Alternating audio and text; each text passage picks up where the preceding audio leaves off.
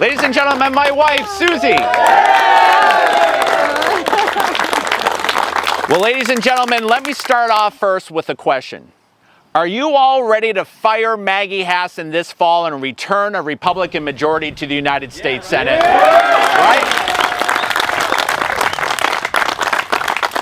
Well, folks, my name is Kevin Smith, and my job has been helping others create jobs. Over the last decade, I was the town manager in Londonderry and also the chairman of the Pease Development Authority. And I've had the great honor of overseeing the state's three largest economic engines during that time: the Manchester-Boston Regional Airport, the Portsmouth International Airport, and the ports and harbors as well in Portsmouth. In Londonderry alone, we were the fastest growing community for economic development. We added $2.2 billion to the town's tax base during that time. In fact,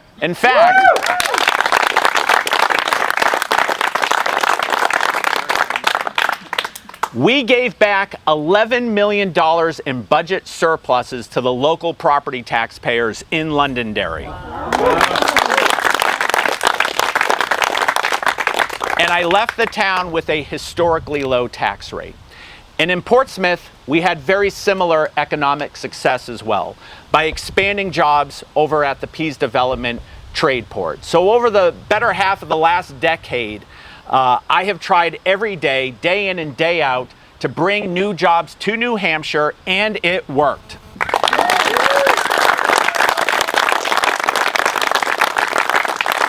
And now I am running for the United States Senate.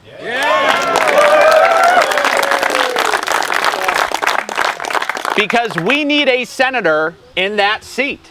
I mean, we have, arguably right now, an absent senator.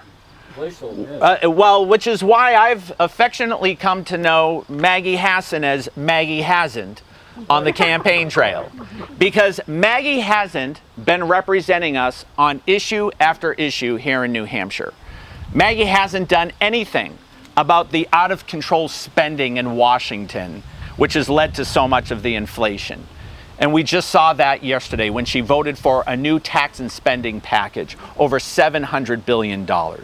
Maggie hasn't done anything to try to bring down gas prices when you go to fill up your gas tank.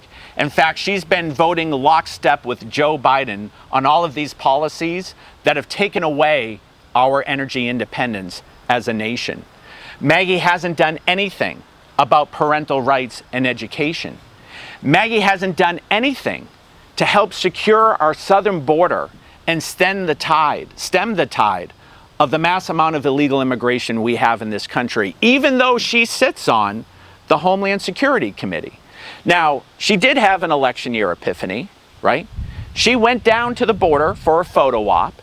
It was an election year miracle. She stood in front of the border wall with her MAGA hat on. She put her red MAGA hat on, MAGA Maggie, and said, we need to do something here. But we know actions speak louder than words. And Maggie's actions have been to vote with Joe Biden on all of his policies that have allowed all of this illegal immigration to take place. Over 3 million unaccounted for illegal immigrants in this country since Joe Biden took office.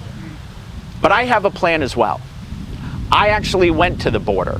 I met with the U.S. Border Patrol Council down there and saw this national security crisis myself. And I am proud to say that I am the only candidate in this race who has put together a border security plan that has been endorsed by the U.S. Border Patrol Council.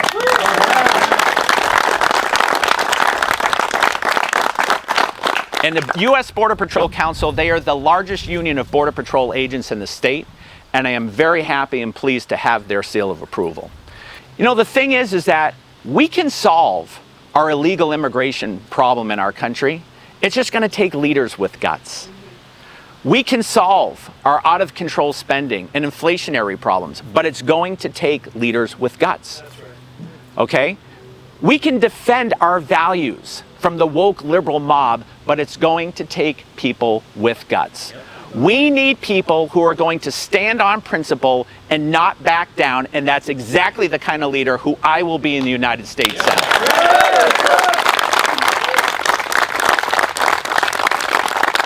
And make no mistake right now, The Democrats are doing everything they can to intentionally undermine the things that made this country so great.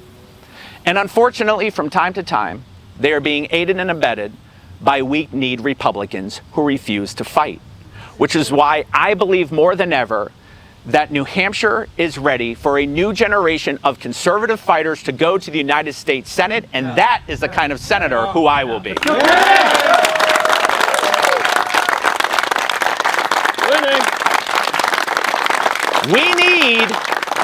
We need more Republicans who refuse to back down and have the backbone to stand and fight. Okay? Now, for those of you who know me, you know I'm not a Johnny-come-lately to the conservative cause in this state. I got my start back in the 1990s when I was elected a state representative from Londonderry. I was named the Pro-Life Legislator of the Year in 1997. I was a founding member of the House Republican Alliance, the most conservative caucus in the New Hampshire House, with my good friend Paul Mirsky.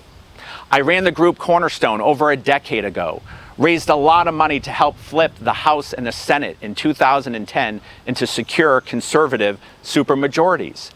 You know, for me, my time in politics, it's never been about my ego.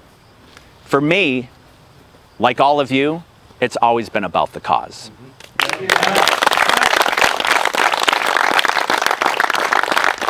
And for those of you who don't know me, well, I certainly hope I can earn your trust.